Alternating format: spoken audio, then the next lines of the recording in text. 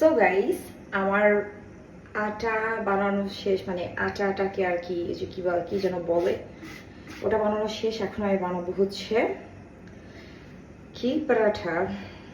দেন ফার্স্টে এটাকে যেটা করবো সেটা হচ্ছে এটাকে এভাবে ভেঙে গোল গোল বল বানিয়ে নেব।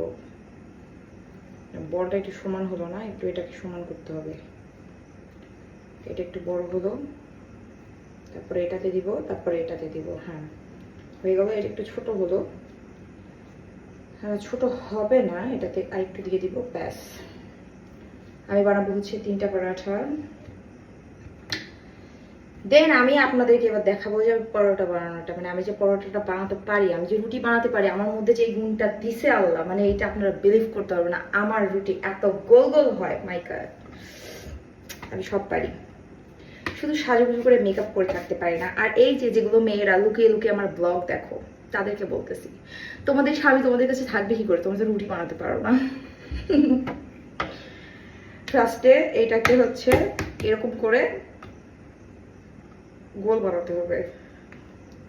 আচ্ছা গাইস, 1 মিনিট, আমার এটা প্রচুর বড় হয়ে যাবে। এভাবে এভাবে এটাকে ডোলে ডোলে গোল বানাতে হবে। আচ্ছা, আমার গোলটা কোনো একটা কারণে হচ্ছে না এখন।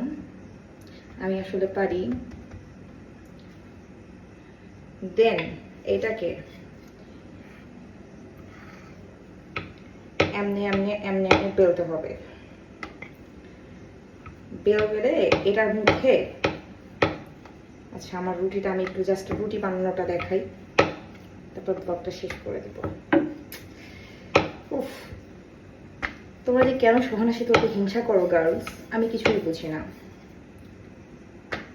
সোহানার সাথে শুধু রূপে নয়, গুণেও স্কোর।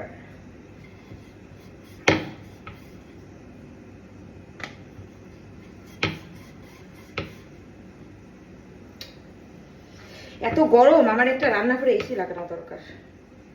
এই যে গার্লস, আমার রুটি দেখেছো, পারবা তোমরা? না, আরো বড় করা যাবে, বাট ব্লগটা বড় হয়ে যাবে। So tata.